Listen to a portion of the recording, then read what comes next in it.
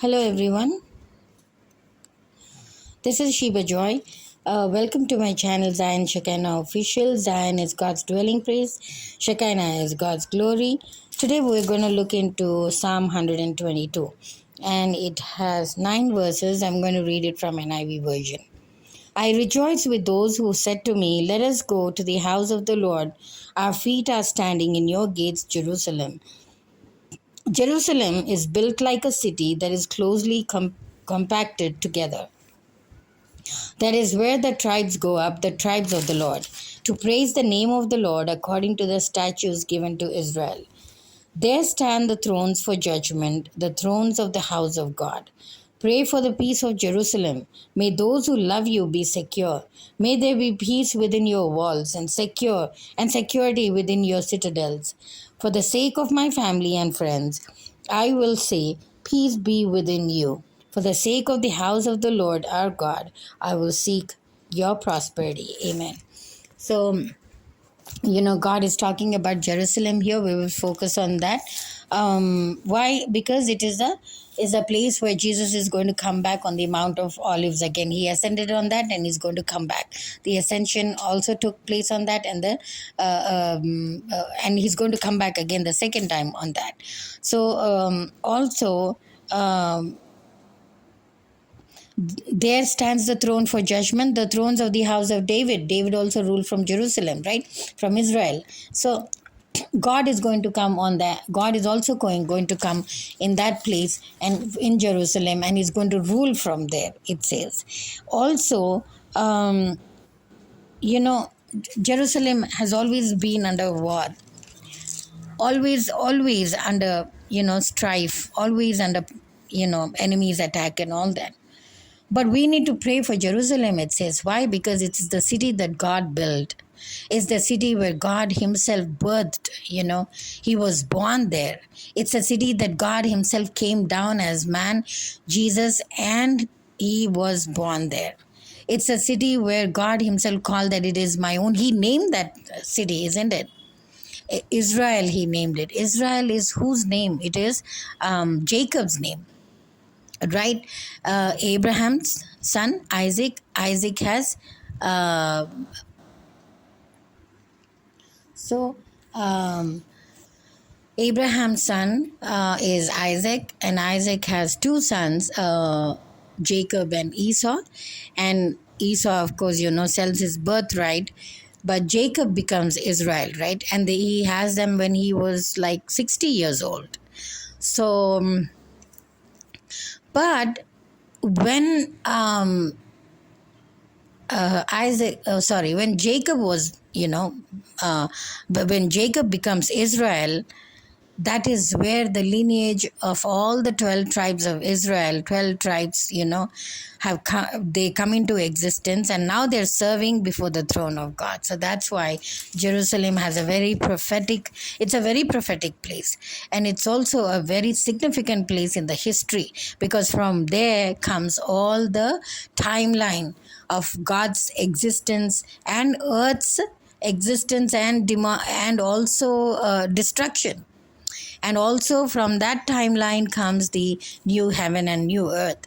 And from that timeline comes God's ruling forever. And from that timeline comes the Satan's 1,000-year in chains, and also back to hell to be rotten and put in, be in fire forever and ever. So it's a very significant place, very, very significant place.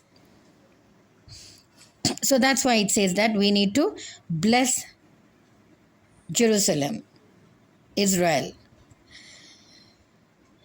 See, when also, these Israelites, Jews, when they meet each other, they'll say, peace be within you. Please, peace be within your walls. Or they say shalom, which means peace be unto you. Why? Because who is peace? Jehovah Shalom, God the peace, right? So Jesus himself when he was born there, he gave them also peace amidst all the things that they have done. So when they greet each other, they say. And also one very significant thing, one person had told me about this, and very significant thing about this, all the Jews did not crucify him. Did you know that all the Jews did not crucify him? It was the Asian Jews, I believe. Asian Jews meaning the Jews who had come from different parts of the world, you know, no, sorry, from Asia, who came to do have trade there, because Solomon started trade there, right, in Israel. So these people came there, lived there for some time, understood the trade, and have become Jews, and then their lineage also have become Jews. So these Asian Jews actually, they are the ones who have been bought by Pharisees and Sadducees and the priest and all that to crucify God, to crucify, sorry, Jesus, to crucify Jesus. So that is what happened. So how wicked, the cursed. That is why I think in a lot of Asia, which is like China, India, and other continents in Asia, all of these people, they have a lot of idol worship because they don't understand the true meaning of God. They don't understand the one true God. So that's why a lot of these things have come into play. Anyway, but what we need to do, we need to pray for Jerusalem, and we need to pray for Israel. We need to pray for for the peace there. See, till now war is going on, so much war. But I'm so glad that President Trump has been elected as president of the United States, because he will bring things into order. But other people like this Kamala Harris and Biden, and also Obama, he is a traitor. He has done a lot of harm to the United States. He sold off he gave off millions of dollars to the Arab world, and then a lot of nonsense he did. I mean, this is not a politics that I class or I want to talk about, but he has done a lot of harm to, the United States, and it's not right. It is not right. I think people who come from different countries to United States, they still don't have the patriotism of the United States, though they may though they may become the citizens of that state. They might not be patriotic, because their roots are already into different parts of the place that they were born in. If they're Asians, then their roots are in Asia. If they're European, if they're something else, especially Asians I can talk about, because they can be rooted still in Asia, still in this thing, and do more harm to even, and get for the benefits. They can get a citizenship of the United States, but then they become so they're not, the heart is not on that land. Their heart is not on they take so many benefits from there. So many benefits. Actually, one of the software engineer who came there, and got benefited so much from that country. Why not, right? He did a lot. Like he built houses, and he of course he helped little here people. He helped little here and there to some people, but also he accumulated a lot of stuff, and he also sent his children there. So the thing is, once when he said something like, and he got the citizenship, and I think green card, I'm not sure what it is, but anyway, when he told me that, oh, he's there because he is because the government wants him. Look at that pride.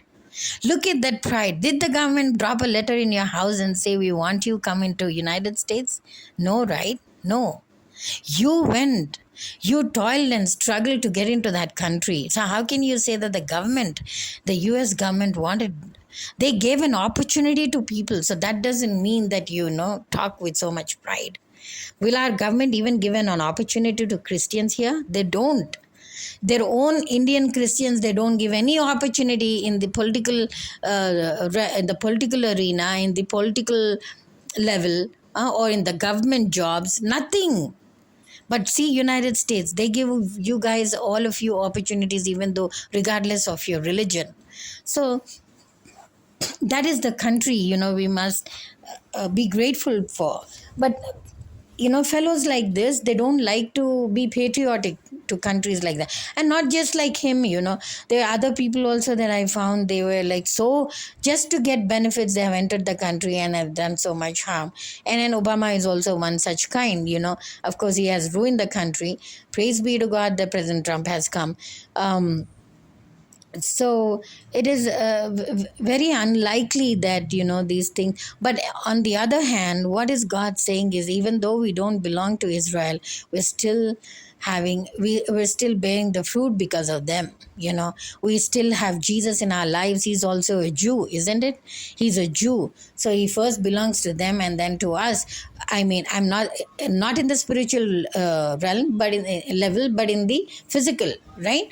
So we need to understand. We need to be very cautious about our likes and dislikes and patriotism and all that stuff. So anyway, and also, oh, and then one more example that I want to give is one guy who just went recently to United States, struggled so much, waited here for almost like 10 years, and then he and his wife went there. The minute he landed, just in about like 15 days, he's writing on the Facebook saying that he's he's missing the South Indian meal here. And he's not able to see any Indians, I believe. I mean, come on, you have gone to the United States and you want to see Indian people there. I mean, how could you even talk things like that? Have some common sense. Have some common sense. They don't want missionaries or any American people to come on this soil and do worship or have conferences here and all that. Is India government even allowing that? Well, you have gone there. I mean, of course he's a Christian, but look at that thinking. I don't get their minds. I don't understand these people. They struggle, they bribe, they take loans, they do so many things here. They land up there and this is the talk they do. So this is very bad, very, very bad. You're going there because you like it. Will you go to Africa? Let these Indian people go to Africa and live there. Will they even step into Africa? They won't.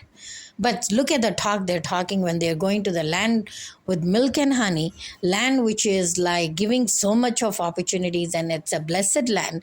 And also, it is a land for the right people. So such kind of wrong people, I think, should be immediately removed. And I think President Trump is doing that. May God give him the strength and the wisdom to do that.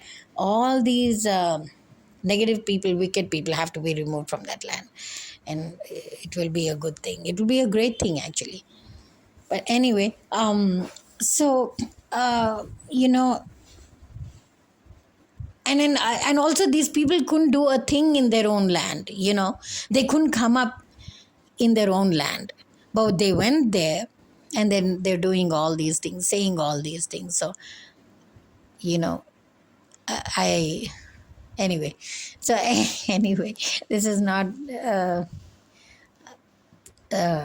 different. It's not a class about politics or anything like that, or a debate or room or anything like that. But anyway, you have any thoughts, you can throw up some thoughts, put in the comments, and I'd love to read them and see. Um, anything is fine, both positive and negative. I'm okay with that, because I think we need to understand our walk. Not our walk on this earth is very important as much as it is with God. So such people also pollute the land. That's why God brought Sodom and Gomorrah to ashes. That's why God brought the Egyptians to be drowned in the Red Sea. That's why God brought in the Noah's time all those lands, all that countries and cities to be drowned in waters. So it's important how our perspective is towards the land that's benefiting us, and also how we are towards God and that land and people also, because they show something there and then they say something at the back. So very, very important. That's why God is going to sift in the last days, it says in the Bible. He's going to sift the wheat from the chaff. So, yeah. So may the Lord bless this word, and thank you for listening.